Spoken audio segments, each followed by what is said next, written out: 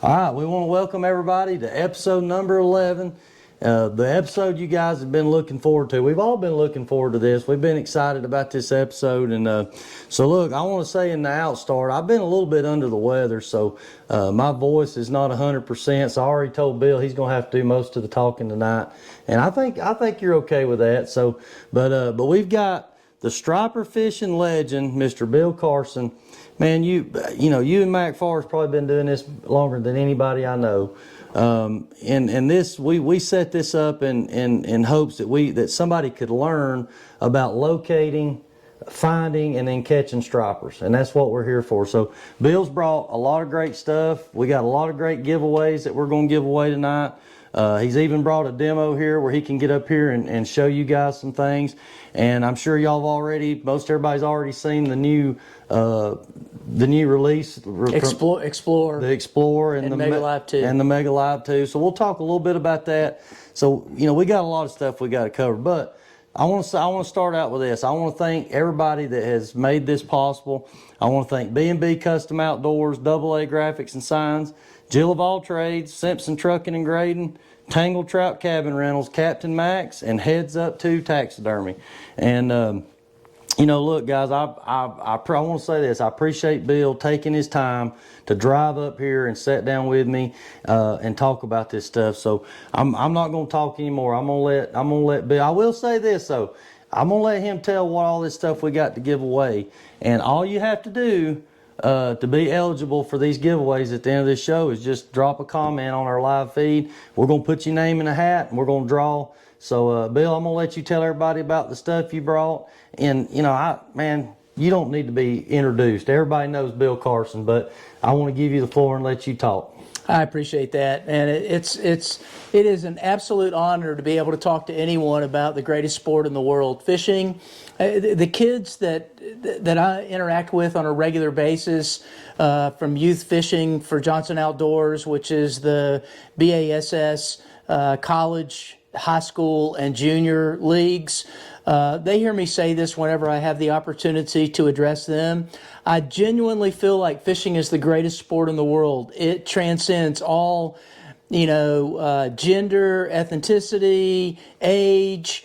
I mean, you name it, an old person, a young person, two young people, two old people, they can all be fishing at the same time and have an absolute blast doing it. And it is an absolute privilege to be able to talk all things fishing. I grew up on Lake Burton when I was a kid. My mother used to get me a switch. She'd make me pick it, and she would switch my legs, and it would be because I wouldn't come eat. I wanted to catch one more fish. Yeah. And so I've absolutely been eaten up with fishing my entire life, and I have been blessed to have several jobs where I have had the opportunity to support fishing all over the country. And Johnson Outdoors is allowing me to do that still today. I'm semi-retired, and my responsibility is almost 100% to support youth fishing, because they're the future of our country. They're the future of fishing. Yeah. Passing it on to the next generation is something that I think that we ought to all take seriously. As it relates to the electronics themselves, we were talking a little bit earlier, and we were talking about the fact that there's a lot of technology that goes into these units. As most of you know, we just launched today our newest line of sonars that you mentioned. Yep. That's the Explorer. We also launched today Mega Live 2.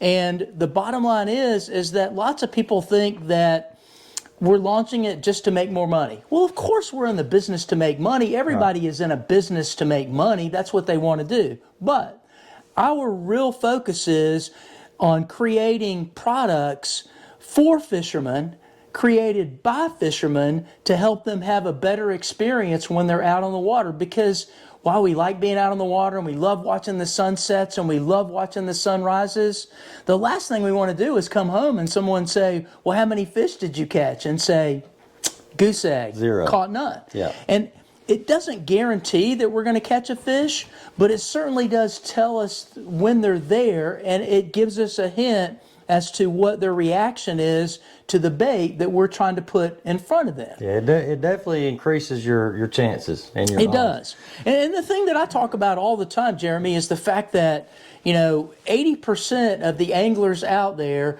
don't even know how to use 20% of their marine electronic. Does it mean that they're not doing it right? No. It's just we all have a thirst for learning. You don't know what it is you don't know until you know what you don't know. You know. Yeah. So there's some great tools out there. Johnson Outdoors has some great tools. I think that we have the best side imaging bar none. I think that our cartography is absolutely top shelf, and we're going to give these away. We're going to pick out someone that's responding and asking questions for us. We're going to give these away. They have great value, and they have a great capability of showing us places that we might want to look for fish. Yeah. So some really good stuff, and then we're going to give away some one boat apps here where the guys can go and use these pins that win these to put their cartography on the phone, and now they'll have it at their fingertips whenever they're riding in the car and mom's driving and they're just riding with her. It gives them an opportunity to be able to look for that next place that they want to go fish. Yeah, I have used the One Boat app a lot, and I stay on my phone a lot, and a lot of times I'm studying the map. I'm studying map. Some people may think that these maps are just for navigating your way out onto the lake and getting to your waypoints and stuff, but you can learn a lot by the lay of the land by studying these maps. And I've always went back. Sometimes maybe you don't have time in the middle of fishing and catching and guiding and all that. You don't have time to really study the contour and the lay of the land where you're at. But a lot of times I'll go back after the trip. I'll go back and I'll look at those places. I was down here the other night looking at stuff from Hartwell last year. Just looking at stuff and studying, going back to my waypoints, looking at water temps, depths, and that I was fishing, that kind of stuff like that. So, these maps, this Lake Master is incredible. It's just as a helpful tool as the side image and anything else, if you know how to use it. Yeah. If you know how to use it, if you know how to utilize it. So look, we got a lot of people already coming in here. You may have to scroll back up so we can. Somebody said birds rule. Ricky Arrow said birds rule. My slogan has always been the bird don't lie. The bird don't lie. The bird don't lie. Find the bird, find the fish. That's it. So that's always been my slogan, is the bird don't lie. Look, we appreciate all these people that's already tuned in, and Mark Crawford, Jason Patterson, Mike, and so look, as Bill's already said, we got a lot of giveaways that we're going to give away tonight. Somebody's also going to win a Backwoods Fishing Guide gift certificate for a half-day trip with me. So look, we're coming up on Christmas, and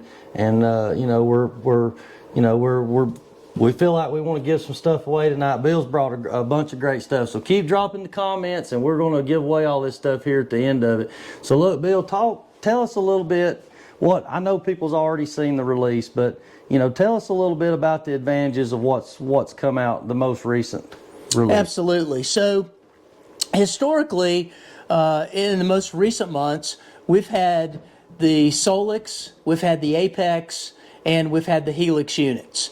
The Helix units, those units have they've actually surpassed the capabilities of what those units can do. I would kind of liken it to an analog, like a dial-up AOL versus using what we have now from the standpoint of having internet capabilities. Yep. Okay, it's that kind of thing. The technology gets old, and so what we have done is we have built these new units that have the capabilities. They have dual core processors, so they're screaming fast. You have these people that sit there and they say, oh, you're just doing this to sell. I made that comment earlier. And I've seen the comments that have come out today since we announced our launch. But I have an iPhone, and the iPhone is, I could have stayed with an iPhone 5, which was the original one that I had, but guess what? I'm not on that anymore. Why am I not on it? Because I want to have better pictures from my iPhone. I want to have more capabilities from my iPhone, and that's exactly what we're giving these people with the Explorer units. Now we're going to have Explorer and we're going to have Apex. The Explorer is going to be way faster, but it's not going to have HDMI capabilities, which is what the Apex has. So I can't plug in a camera and drop a camera down. I can't plug in my little dongle and watch my dogs play football in an event like I can with the Apex unit on the Explorer. Right. But it's screaming fast. I can put the Explorer in the same network with a Solix so long as it's Gen 3. And I want to caution everyone as the information continues to come out about the new units, if you're going to put an Explorer on your boat, if you already have a Solix Gen 3 on your boat, if you have a Solix Gen 2 on your boat, you're probably ultimately going to want to replace it. And the reason why is because you will not be able to put the same software onto a Gen 1 or Gen 2 and have them communicate. They will not be able to work a Mega Live 2. And there are some really cool capabilities. People have been asking for a long time about getting additional capabilities for their waypoint management. Well, guess what? I now have all of my waypoints that are on my units on my boat are on my phone. So if I'm standing here or sitting here talking to you and I want to give you a place to go check out because it's a great place for bait or a great place to fish, all I have to do is pull up my map and circle and select those waypoints, and I can send them to you, and you can take and connect your phone to your Humminbird unit and send them directly to your Humminbird unit. That's an incredible capability. Yeah. So you was actually showing me a little bit of that, which I know this is a Solix, but it's set up to be able. I want you to show people here let me tell exactly you, what you're talking about. Yeah, well, it is a Solix, but the bottom line is it being a Solix, it is using the software that is coming out with the new units. So I have the opportunity to go in here and wrong one. Oh, wait a minute, it's not doing that because I don't have an active cursor. Boom, here we go. So now I can draw to select. I want to send you these waypoints. I can circle these waypoints right here. It just turned them all a different color. And now what I have the capability to do is I have the capability to touch that icon. And if I had my phone connected, which I have it on airplane mode because I didn't want it to interrupt what we're doing, I can send those directly to my phone, which in turn will allow me to send them to you, or I can take just those waypoints and put those waypoints onto a card and send those waypoints to you via an SD card. That's an incredible capability to be able to share that data for having more effective fishing capability. Yeah, that's pretty cool. Now I know a lot of guys that probably wouldn't share those waypoints to save their life. But there's still some good guys out there that'll try to help people, and that kind of goes back to what you was talking about the next generation that's coming on. And look, guys, I know we all work hard to find these spots, to find these fish and catch these fish, but when it comes down to it, we really want to help the younger generation that's coming on, because the fact of the matter is, we're not going to be here forever. And, guys like you and Mac Farr and Robert Edison, Jim Farmer, I've looked up to you guys for all these years, and y'all have contributed so much to this sport that we love. And but bottom line is, I know one day you're going to want to spend more time with your wife and not do all this stuff. And it sounds like you've already cut back a little bit, and that's kind of what you've been focusing on. So look, we got some good questions that's come in here. So Mike Chastain, and hey, speaking of Mike Chastain, I want to thank him for these lights that he donated here for our studio. They're working great. I hope you can see us better. But he said, are there authorized bird installers besides the big box stores? No offense to them. We don't actually authorize someone to be an installer for Humminbird. I'm not sure that any electronics company does, but what you might want to ask for, if you have a very complicated system and you're wanting someone to do the installation for you, where you're including radar, you're having multiple units, maybe even you have other capabilities like NEMA data that you want to be able to view on your units, then what you have the opportunity to do is to ask for an installer that is NMEA certified, a NEMA certified installer. The one NEMA certified installer that I know that's in the Lake Lanier area anyway is ABC Electronics. Those guys are NEMA certified. Does it mean that someone who's not NEMA certified is not going to do a good job? Absolutely, it does not. Yeah. You know, if you want to go over to Hammond's and you want to ask Hammond's, they'll be happy to do an install for you. Tim Hawkins does an incredible job. Lanier Jim does a great job at doing the install stuff. But the bottom line is that someone who's NEMA certified, they're going to look at things a little bit different. Because a lot of times what you see is someone decides they're going to do the installation themselves, and they will take and put the unit in, and it looks just fine. I mean, there's not a lot to putting a unit. It's a gimbal mount, it's a power cable, and you plug the transducer into it, and you make sure your transducer is mounted on the right place in the back of the boat so it can hold the bottom when you're underway. Right. But the bottom line is that those guys understand wire runs and what gauge wire you should be using, and they're not going to take and plug the power cord into a rocker switch or another switch on your dash where everything on your dash is being fed by a 14 or a 16 gauge wire, and it just can't handle that amount of power need that these units are demanding. Yeah, so I've always used the guys at Grass Shack Marina. You know, and I mean, these guys, they've been doing this for years and years. And Mike Prince does a great job. Yeah, to me, I mean, I'm a fisherman, but I'm not an electrician by any means. So that goes back to what you were just saying. I've never wanted to take a chance of hooking up something wrong, messing up something. So I've always used the guys at Grass Shack just because I've bought a lot of boats through them, and they've helped me rig my boats. But as Bill said, there's a lot of LJ Harmon and Tim Hawkins at Hammond's, a lot of guys that know how to do this stuff. But if you're not confident in doing it yourself, I wouldn't recommend doing it yourself. I'd recommend getting somebody that's done it before. They know the ins and outs, and then to me that gives you somebody that you can talk to if you have any issues in the future. And obviously Bill's a great somebody to talk to if you have any problems. So look, we've got, give me just a second here, man. We got comments coming in. Mike Dyer said Bill is the GOAT.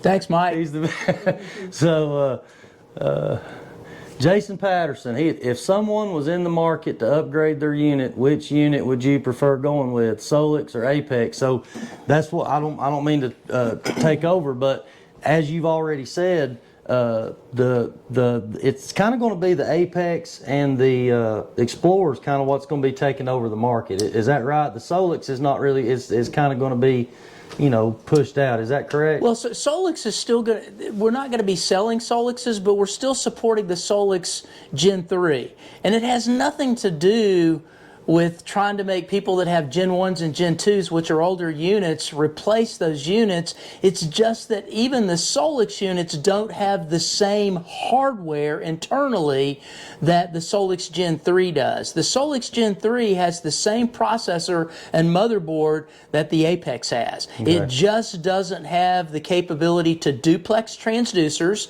which someone that's going to go offshore, that's going to want to use higher end, like a 1 kilobyte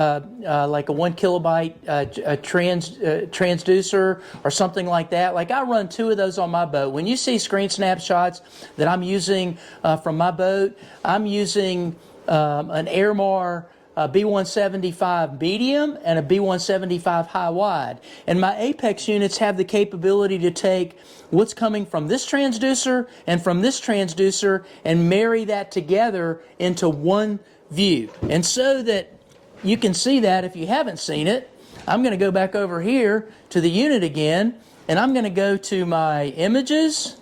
And this is the new operating system that you're going to have the opportunity to utilize if you're using a Gen 3 or better. I have some screen snapshots on here, and you can see the difference. And this is a medium and a high wide. The medium is 60 to 100 kilohertz, and the high wide is 150 to 250 kilohertz. And you can see the trees with a school of fish by them. And if you look at the down imaging, you can see the same thing on the right. All of these are the same kind of thing. So you're seeing the same thing. I just picked a particular color palette. You can see how much detail that you're getting from those capabilities. I just went through some different colors to be able to see.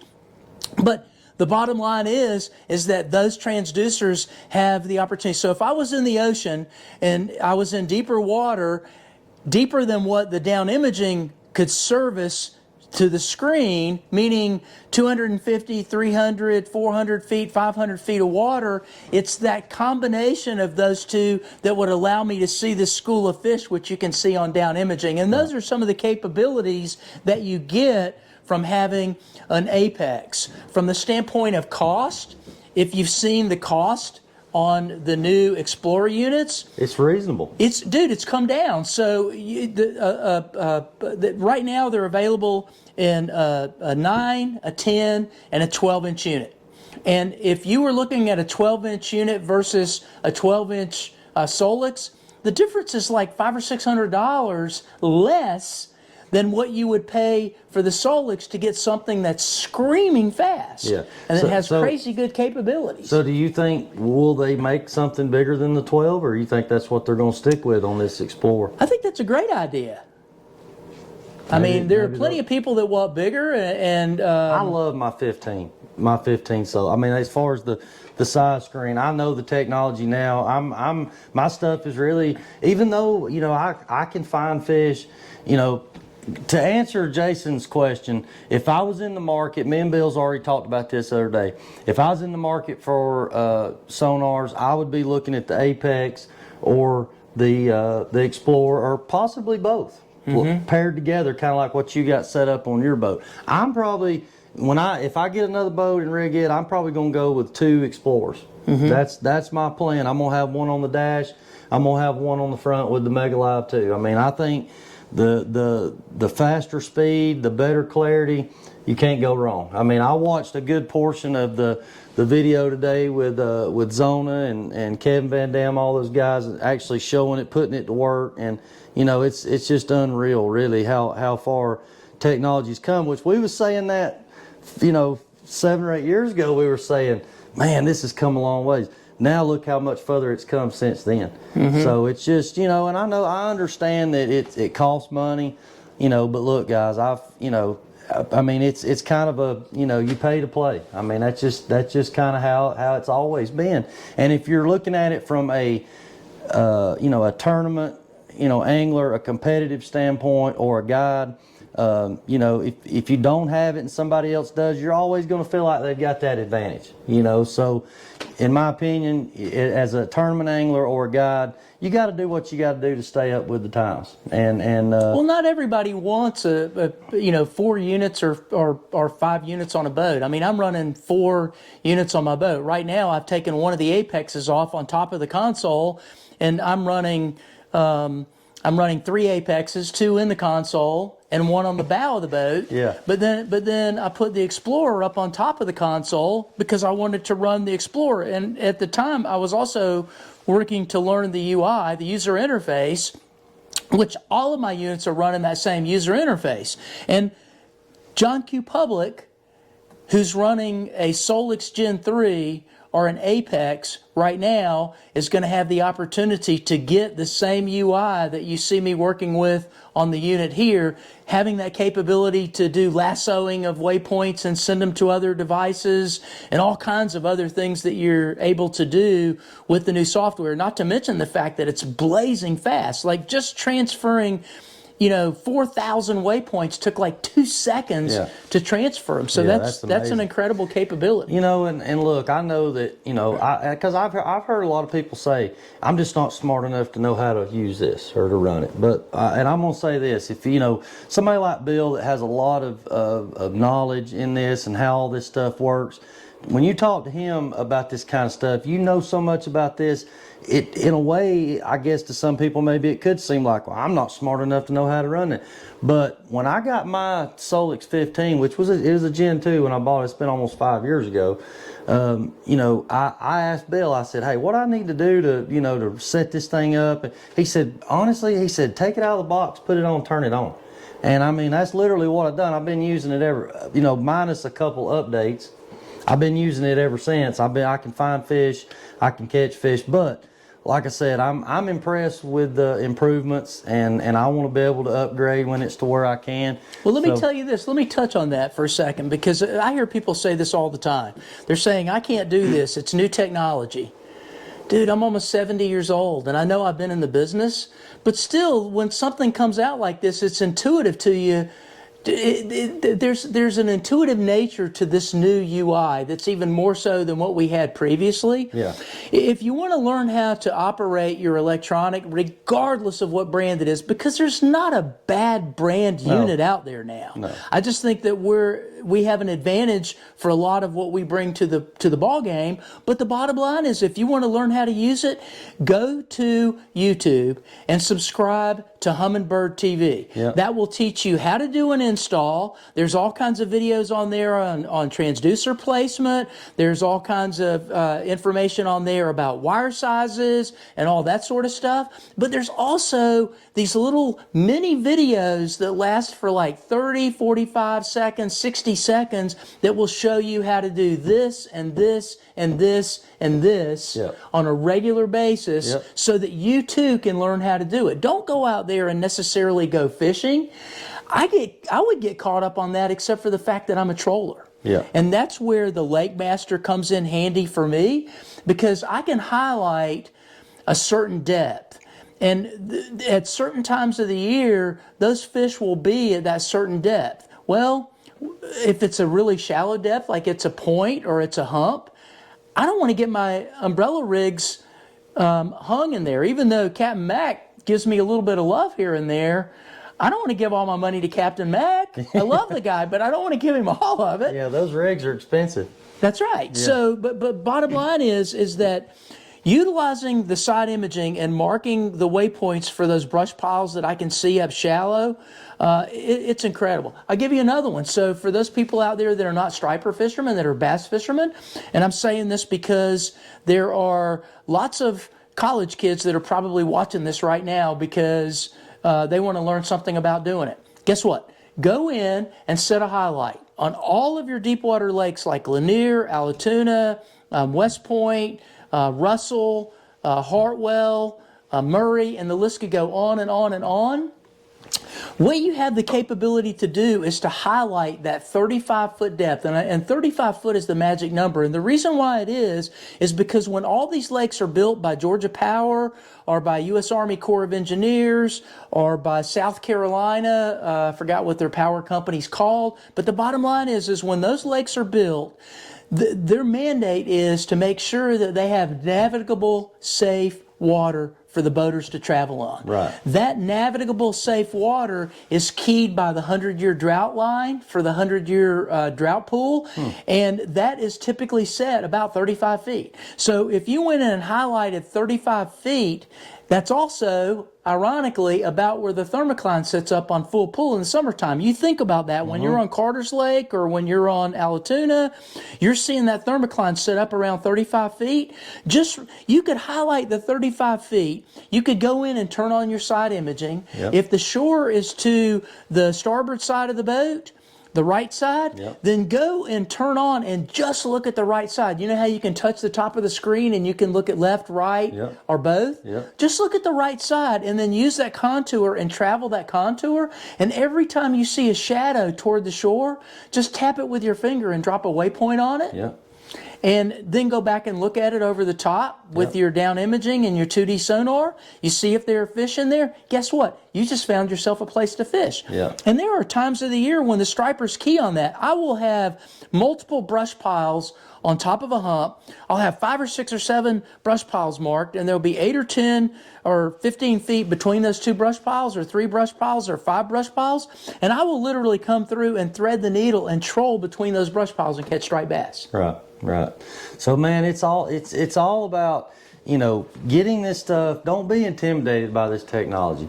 Don't be scared to get this stuff. Get out there. The more you use it, the more you play with it, the more confidence that you're going to have in it. And once you start picking up on what you're seeing and you start getting the results of it, But see, I get customers all the time that are at, they ask questions. Every little, thing on there, is that a fish? Is this a fish? And I kind of know what I'm looking for because I do it, pretty much every day. There's times when, there's air coming up and it's those diagonal lines are coming up. They're not, I've had people, oh, look at all these fish, but they're not fish.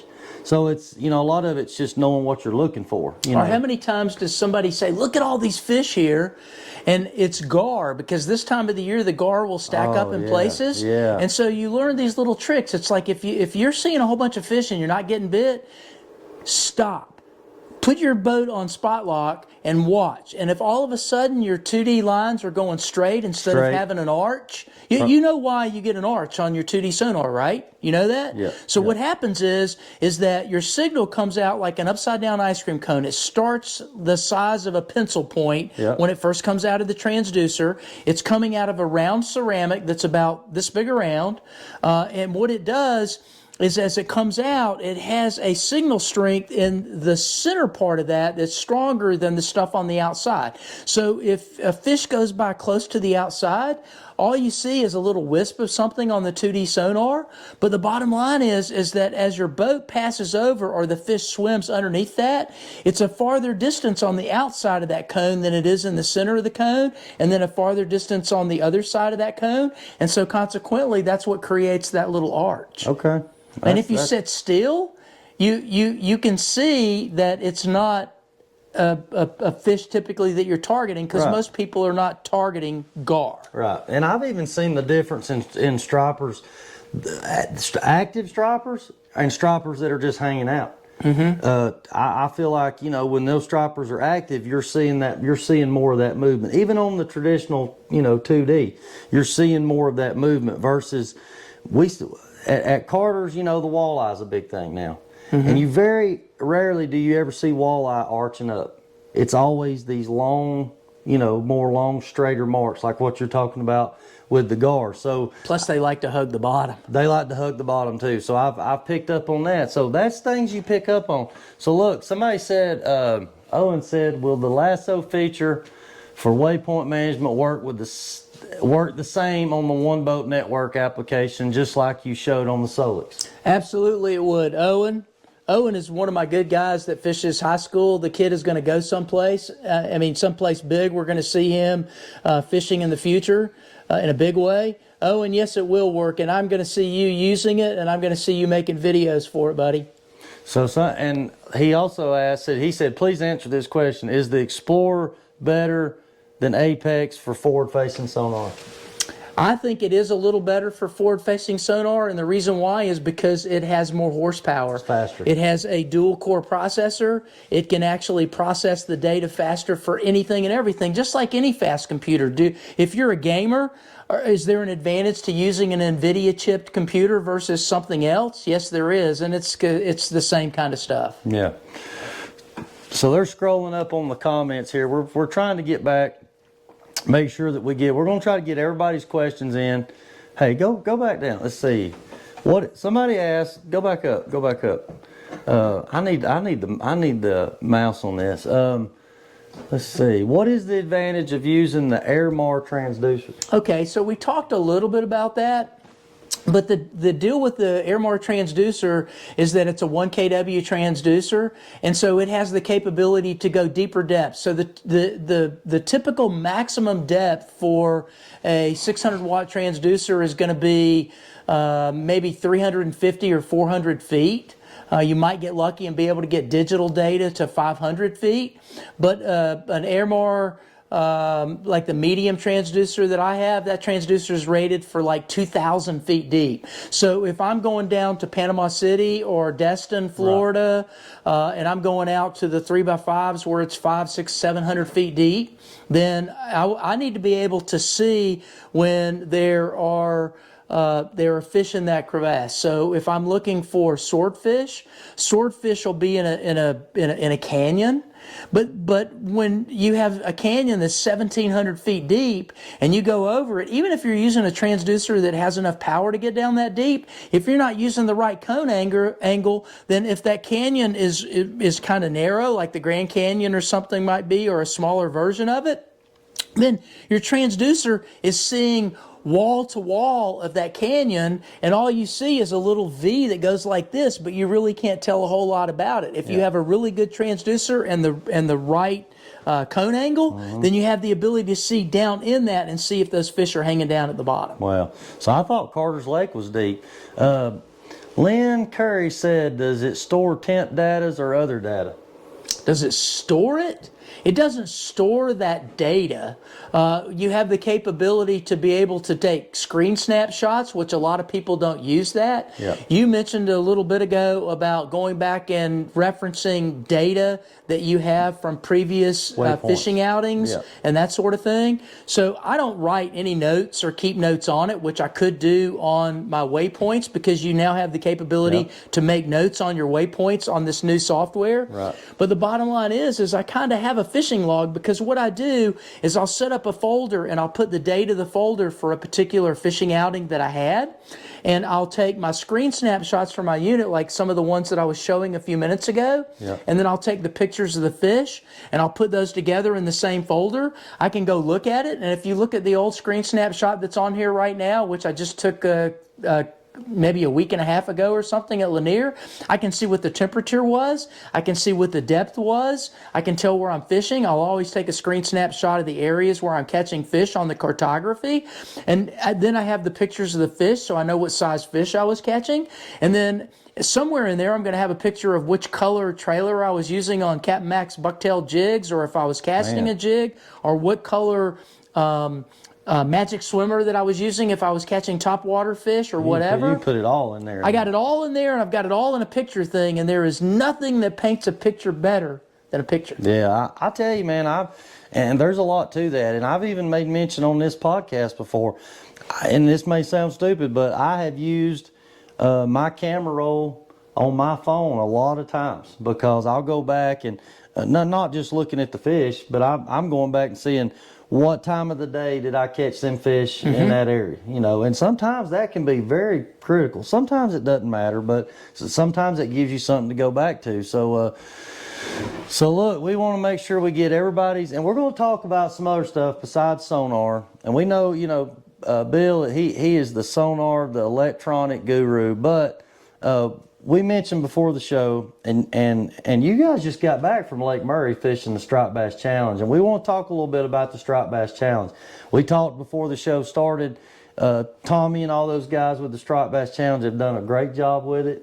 Not only they put on a great tournament, but it's for a great cause, and I want you to talk a little bit more about that. While you're talking about that, we're going to keep scrolling, make sure we got everybody's Well, I will tell you, that is one of the things that I really like. I mean, whenever Mike came over and started the Striped Bass Challenge, it was just one event per season, and ultimately Mike had his hands full with Childress Racing, and Mike couldn't continue to do it, so Mike worked out an arrangement with the two brothers, Tommy and David, and those guys have taken this thing over, and they've taken it to the next level in terms of the number of tournaments that they have, some of the prizes that they're able to give away to these guys, and certainly the money that they're able to give away, not for a singular event, but for a multitude of events. So this season, I don't remember the exact number, but I want to say it's 6 events maybe, or something like that. Okay.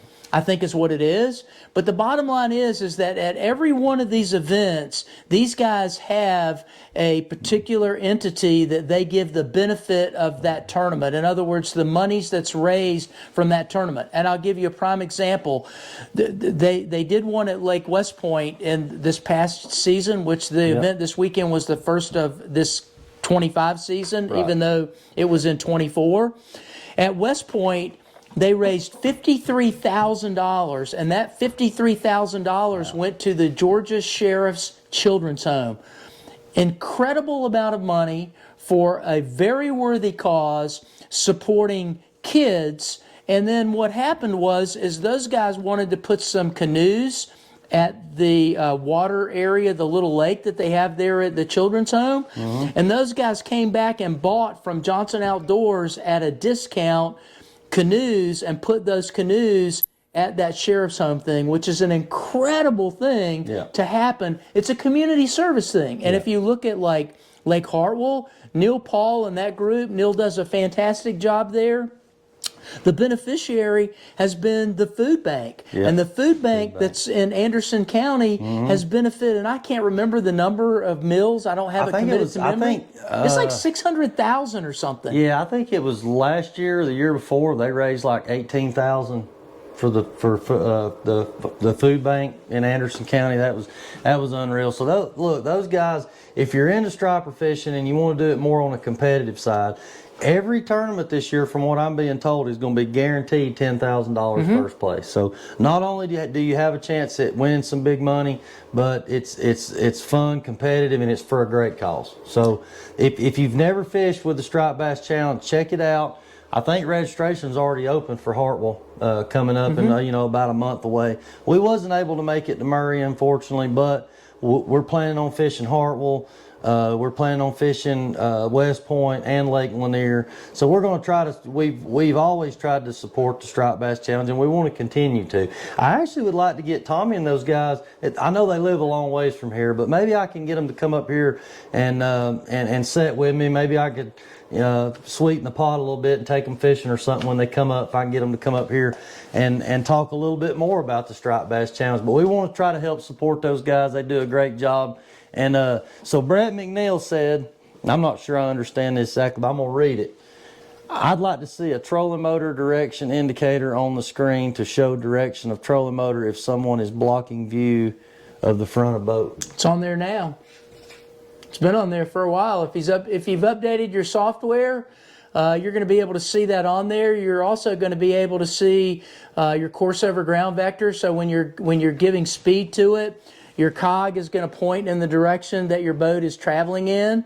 So you're going to be able to see it on there. So you can see that trolling motor head on your screen? Yes, and you can see it on the remote. And if you put the One Boat app and the trolling motor, the Minn Kota app on your phone, you have the ability to be able to see it on your phone. So if the battery dies in your remote, you're going to be able to see it. If you buy a new trolling motor now, and it's one of the new trolling motors, those new trolling motors, they all come with iPilot Link capability, meaning you can plug them into the Humminbird unit via an Ethernet cable and be able to tell the trolling motor where you want it to go with your unit. So I can tap the unit, I can build myself a route on there just by touching a couple of touch points on the screen. If there's a point there and I want to go around it, I have the ability to do that. If I'm a guy who wants to troll and I want to follow the shoreline and I don't care what the depth is, I want to stay a certain distance from the shoreline, I can pick what's called the zero line, which is the full pool marker for the lake. And I can say, I want to troll 100 feet from that zero line, and I want to stay 100 feet from it. And what's going to happen is my trolling motor is going to stay 100 feet out from that line and follow and just like draw a line 100 feet out from there. Or if I want to circle a waypoint, I can go to a hump and I can say I want to stay 25 feet off this, and I want to circle it, and I want to go around a circle, and your trolling motor will take your boat around in a circle around that hump. Wow, it's really amazing how far this stuff has come, and what you can do with it once you learn how to use it. So Owen, he's got another good question. He said, "Is our Apex and Solix units have over 5K? Curious about the Explorer as well." 5K, is he talking about waypoints? He's talking about waypoints. I believe it's 10,000. I think it's 10,000. But think about this, Owen. So one of the things that's really cool is right now you're trying to keep up with your waypoints and manage your waypoints. If you're going to fish on Lake Allatoona and you had waypoints on Carter's Lake, or you had waypoints on Chick, or you had waypoints on another lake, you have the ability on your unit utilizing this software to go in and zoom out to where you only have Chick, and you can draw a circle around Chick, and you can pull all those waypoints into a folder, and then you can export that folder, and you've now segregated those Chickamauga waypoints from any of the other waypoints on the system. And you can do the same thing for every lake, and then you can delete them all off, and when you go, you can just bring back in the ones from Carter's Lake, or you can bring back in the ones from Chickamauga, or you can bring back in the ones from whatever lake you want to fish in, and it gives you a great opportunity to be able to do that management. Okay, that's some good good information, guys. So, yeah, we appreciate everybody. And Danny Pruitt, we appreciate Danny Pruitt for the Fish North Georgia.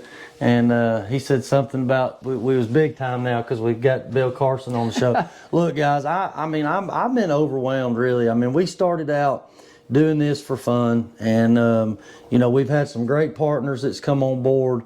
The people that I've been able to get to come up here, all the guests we've had this year. I mean, from you to Mac Farr, you know, Jim Farmer, the guys with the Oakwood Striper Club, just, you know, just a lot of great anglers, you know, that we've been able to get in here, and we're looking forward to what's ahead. We've got more coming. So this is going to be our last podcast for this year.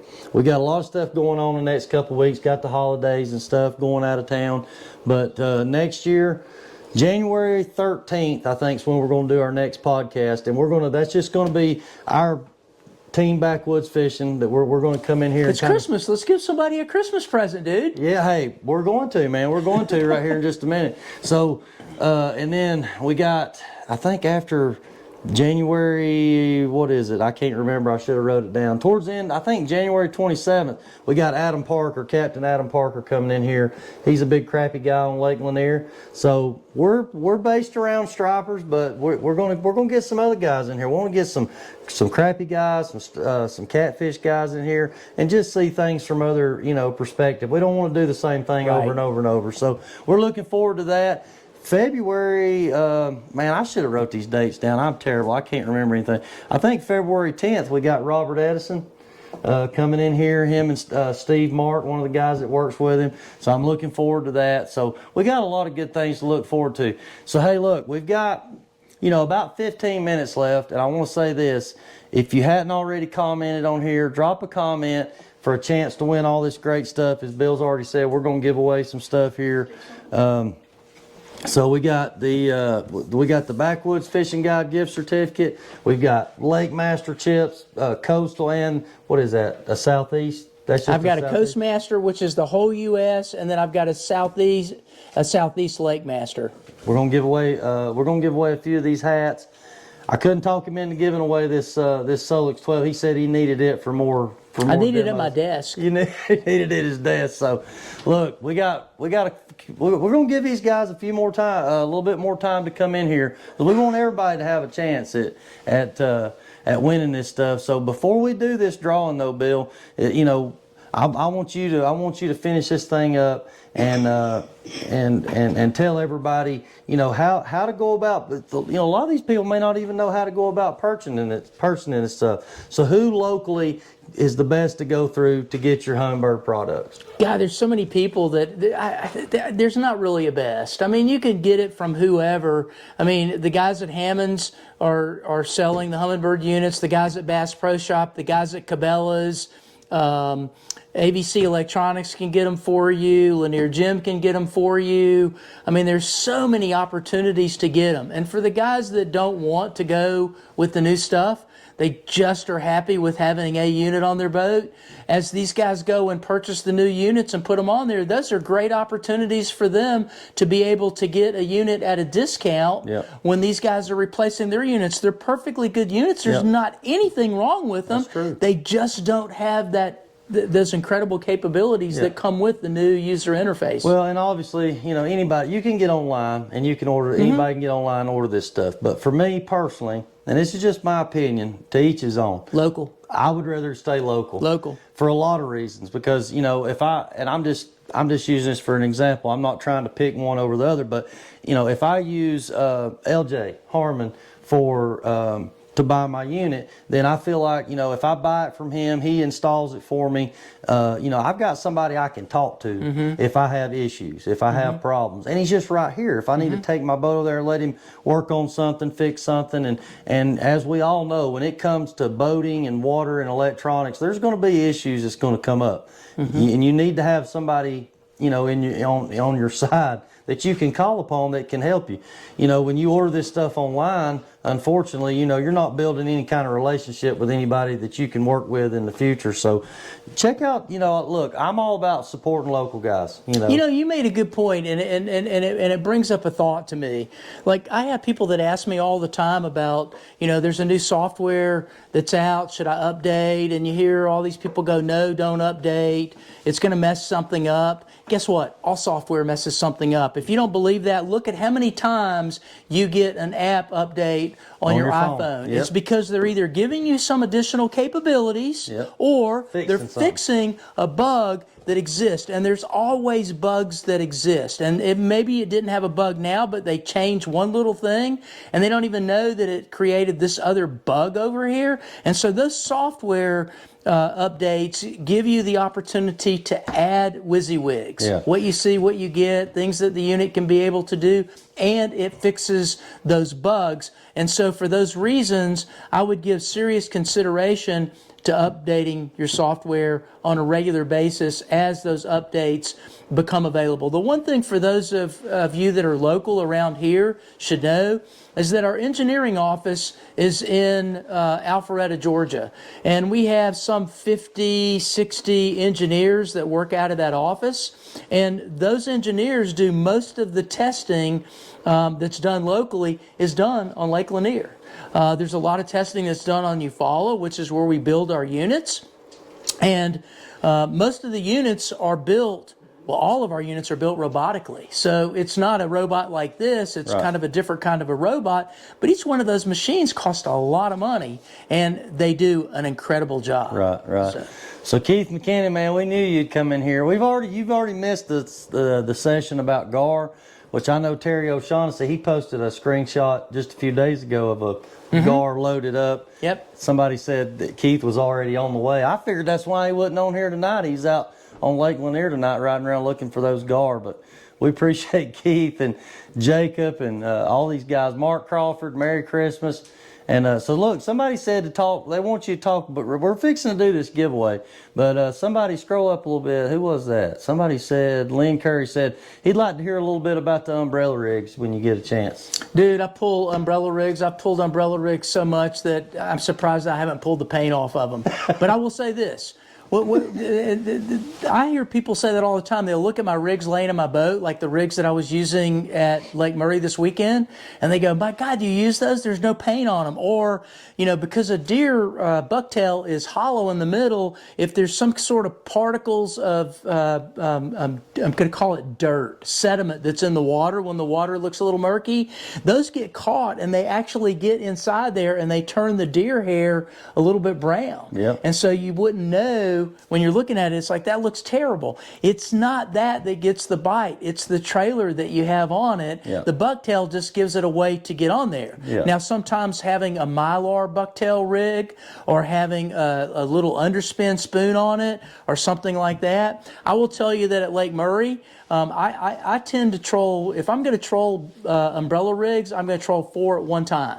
I'm going to troll 4 big rigs. Really? And what I typically do is I have the ones on either side of the engine in the back. If I have the one on the right-hand side facing the back of the boat at 100 feet, the one adjacent to it out the side of the boat is going to be 80, and the one to the left of the motor is going to be 90, and the one in front of it's going to be 70. So I have 70, 80, 90 feet, and 100 feet all covered. And now what happens is that I can turn really sharp to make turns, and my rigs don't ever get caught on each other. Wow, that's pretty impressive, because I'm going to be honest with you, I'm not a troller.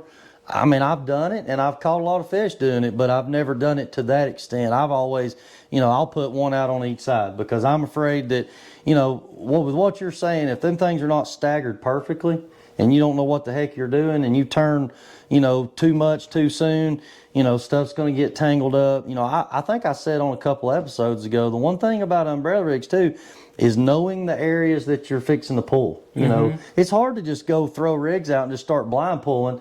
That's going to go back to this and your map and being able to read your map and knowing what you're working with. That's going to save you a lot of money and a lot of rigs, which, you know, it's good for our buddy Mac Farr, you know, when you lose these rigs. But I'm, you know, a lot of people get discouraged with that. They go out there, they'll hang up 2 brand new rigs right off the bat, lose them, tear them up, whatever, and they're like, heck with this, I ain't doing this anymore. But Bill is a good example that, you know, if you work at this and perfect this, it can be a, not just like for me, I use it as a backup. It can be a, you know, your go-to. And for you, that seems like You know what's kind of nice and it's kind of funny? You'll have a guy like a Jeff Blair that'll be out there fishing and he'll be on fish and they're just not biting. Jeff knows enough about pulling umbrella rigs to know what to look for when he thinks it might be an umbrella rig bite. Yep. And if Jeff knows that I'm out there or headed out there, I might get a message from Jeff or Ron or Mac or one of those guys saying, hey, Carson, you might want to come to so-and-so place. There's some fish stacking up. It looks like your gig. And I'll go down there and they're not touching live bait. I'll throw the rig out and they will smash it. At the tournament that was at Lake Murray this past weekend, I was the guy that started out fishing live bait. And I had people pinging me going, Carson, are you still fishing live bait an hour after line's in the water? Yes, I'm still fishing live bait. 2 hours after line's in the water. Yes, I'm still fishing live bait. You got to be kidding me. Are you sick? And I'm like, dude, you know what? It's time to change. I switch, and within the first 3 minutes after putting an umbrella rig out, boom, fish in the boat. And it's just sometimes it is a reaction bite. Yep. They will absolutely hit it. I know there's a seminar tomorrow night at the Lanier Striper Club by Gary. Gary's a great puller. He does a lot of mini rig stuff. And if you want to learn something more about doing it, you might want to go visit that club and see what he has to say. And speaking of that, there are some really good clubs on Lake Lanier. There's 2 of them. There's also one on Lake Oconee. A lot of these lakes have clubs. They have very passionate anglers that are in those clubs. Absolutely. And they have no problem with sharing the how, where, and when to fish certain ways, which will shorten your learning curve substantially. Absolutely. So I would encourage you all to get involved in those clubs. Yeah, the Oakwood. We've always tried to support the Oakwood and the Lanier Striper Club. I'm actually going to be going to the Lanier Striper Club January 14th. Sweet. So I'm looking forward to that. You know, I was there a couple years ago, and I was kind of nervous. I was like, man, I've never stood up in front of this many people and talked, you know, at a Striper Club meeting. But we just did the Oakwood Club a month or so ago. It went great. A lot of those guys are some of these guys that have supported the show, and we appreciate those guys. So yeah, check out the Oakwood Striper Club, the Lanier Striper Club. So look, we've had a couple more guys that's come in here asking some questions. So let's see. Boomer Jones said, let's see here what he said. He wasn't really asking a question. He's just giving us a shout out. So Warren Turner said, what is the difference between $80 live bait per trip versus losing? Hang on, I lost my versus losing a couple rigs. Seems people get misguided by losing some hardware, but not about the live bait at the end of the day. I mean, hey, that's true. I mean, you know, if the fish are biting, you're going to go through a lot of money on live bait. Now for me, since bait prices has went up, I've quit buying live bait. I'm going to be honest with you. I catch my bait or I don't use live bait. And that's just, and up here, we don't have a lot of places to buy live bait. Well, I will tell you this. The first thing that you should buy if you're going to pull umbrella rigs is you should buy an umbrella rig retriever. But you're not always going to use it. So a lot of people think that they're doing themselves a justice by putting a heavy braid, like an 80-pound braid or something, onto the line. Nope. It doesn't do any good because it doesn't do the same distance. It's not about the distance out. It's about the depth that you're getting based on the line size that you have on your reel. And you can put a different size monofilament on your reel, and like a 30-pound will go a different depth than 50-pound does, or a 20-pound will go different. I like pulling 30-pound mono. That's what I've always And what happens is when I get hung, I pull in the rigs that are not hung, and I back straight back to where I'm hung at. I keep the line taut as I'm going back. I'm reeling the slack out of it and keeping it taut. And then once I get back to, I want to go just past whatever I'm hung on. And usually I can drop the rig down a couple of times and yo-yo it, and it will come out without even getting the umbrella rig retriever. And I think that was actually mentioned when Mac was here. And I told everybody, look. I can't believe Mac would tell people that. Well, I did. I told him. Oh, I told him. now it's making sense. I probably messed up because I was like, because people was on here they were actually getting on here, saying, hey, we love Captain Mac, we love his products, but I hate pulling umbrella. Keith McKinnon, the Gar man, he's one. He hates umbrella rigs. But I told them guys look, the worst thing you can do is run a real tight drag when you're trolling. Leave the drag a little bit on the loose side. So if you get hung up, it don't just cinch it down. And exactly like what Bill said, reel the other rigs up, back up over that where you're hung up at. If you get just back on the other side of where it's hung, you bounce it a few times. I'll be honest with you, 95% of the time, I'll get them back. Now, I might bend a hook, I might break a leader off, but I'll get the majority of my rig, I'll get it back. So that's a trick that has helped me. So look, we got... Cooper said... As many as you can see, Cooper. As many as you can see. As many as you can see. All right, guys, look, we're getting down to the end of this thing, and, I knew an hour wasn't going to be long enough for, for Bill, but, there's so much info, so many things we could sit here and talk about all night, but we're going to try to get you back up here, in the near future. So, look, what are we going to give away first? It doesn't matter. You want to give away this gift certificate first?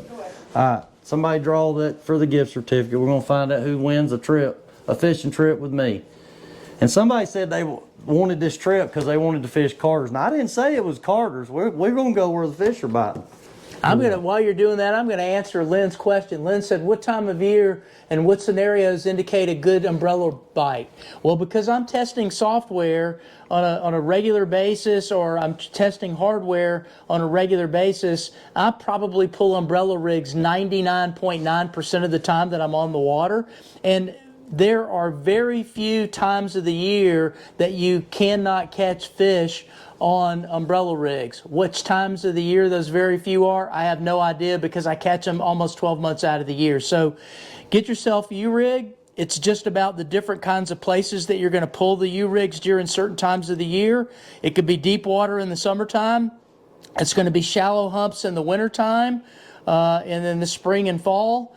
But you just can't go wrong with it because you get to cover so much water so quickly. That's good, yeah.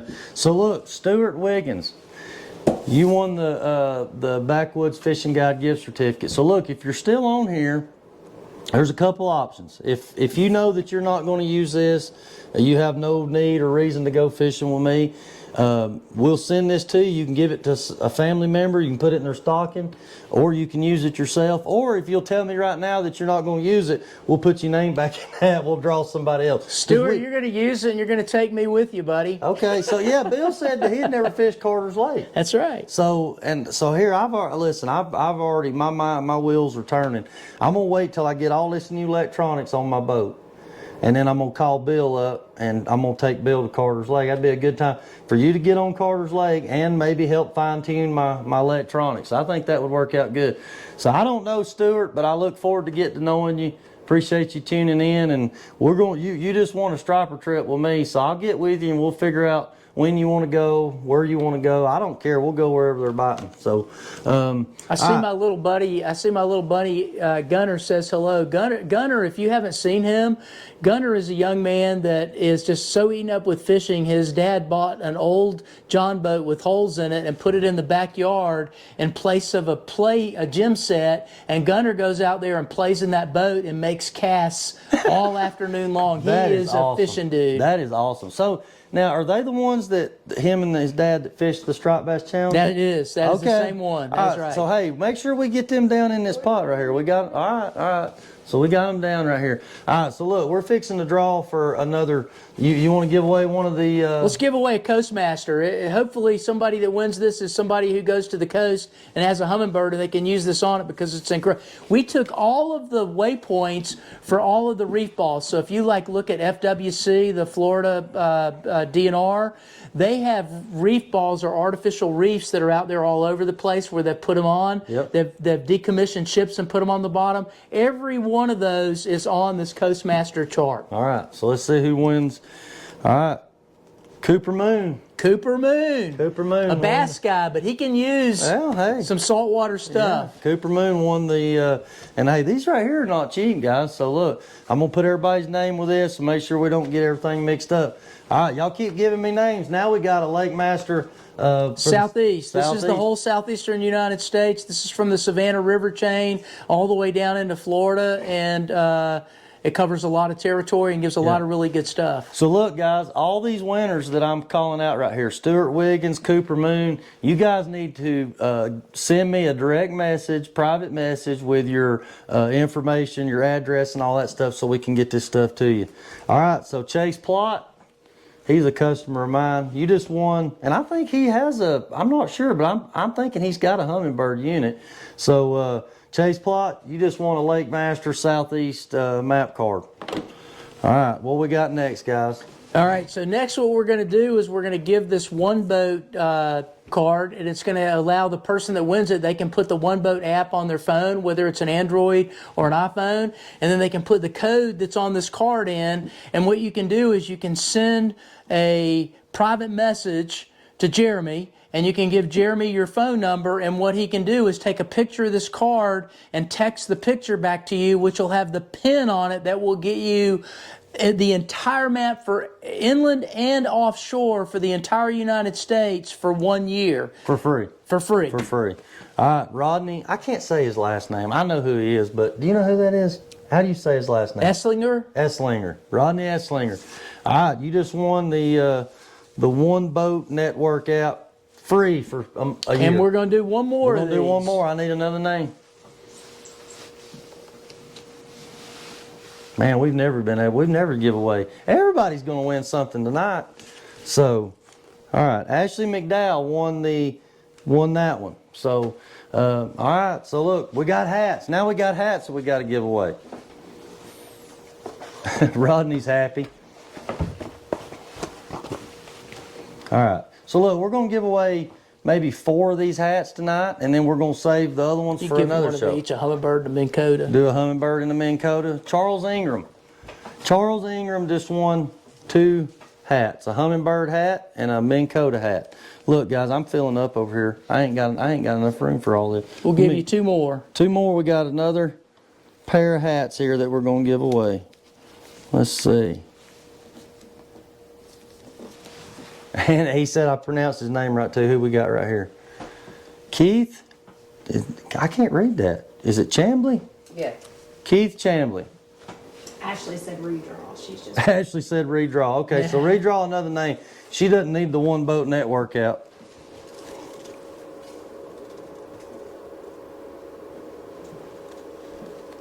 Keith, we got to keep Keith with that. Man, this is going to get fit. Chris Atkins. Akins. Chris Akins. So Chris Akins, you just won the One Boat Network app subscription free for 12 months. So that way he can keep up with his son. So Chris Akins is the father of the young man that won the bracket.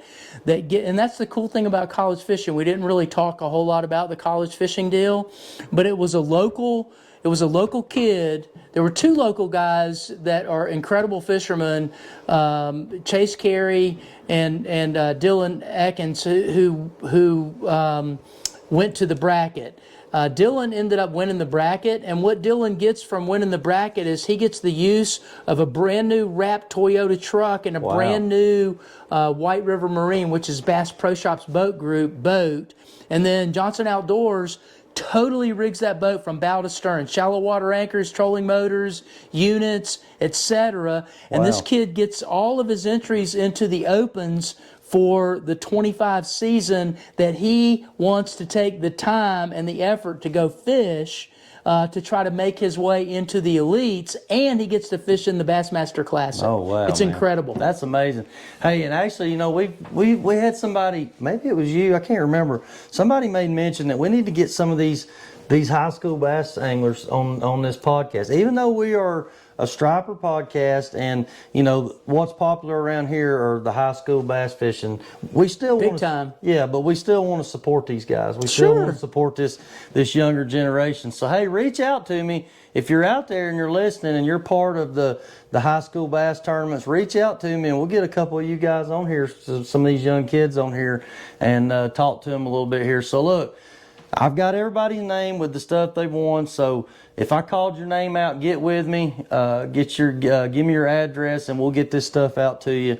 And look, I just want to say real quick before we get off, I've got to thank everybody that has. So Cooper Moon said he'd love to be on a podcast. So There you go. Yeah. So look, Cooper, get with me, man. We'll try to set it up. We're not going to do any more this year. We got too much going on with the holidays and everything. But next year we're going to be looking, to fill up some shows, and we've already got some planned. Looking forward to it. But look, I want to thank B&B Custom Outdoors, AA Graphics and Signs, Jill of All Trades, Simpson Trucking and Grading, Tangle Trout Cabin Rentals, Captain Max, and Heads Up 2 Taxidermy. And appreciate, obviously, Mr. Bill Carson with Johnson Outdoors, Hummingbird, Minn Kota. Appreciate everything you've done for me over the years. I mean, you've been a great help to me. I'm not as smart as a lot of guys to figure these things out. So without having you and Mac Farr that I could call on, I feel like we're very blessed to have you guys around, and you guys have been, great ambassadors to the sport. We appreciate everything you've done. Appreciate you coming on here with me tonight. So, Absolutely. Is there anything else you want to say before we head out, man? Dude, I appreciate you, and I appreciate you making all the effort that you make to bring, people in to teach others about those little things that they don't know about that particular sport. It's impossible to be able to cover a whole lot of stuff in just an hour. It is. But at the end of the day, it's great to be able to give some little nuggets of information and suggestions to the users and to the fishermen out in fishing land. And I appreciate all the efforts that you do, and I appreciate you very much as a fellow fisherman. Thank you. Well, we appreciate you, Bill. So look, guys, we've had a great time, great show. Appreciate everybody that's tuned in, and we hope you learned something. It's going to be a couple weeks before we see you again, but we'll see you January 13th. So we'll see you guys later. Appreciate you tuning in.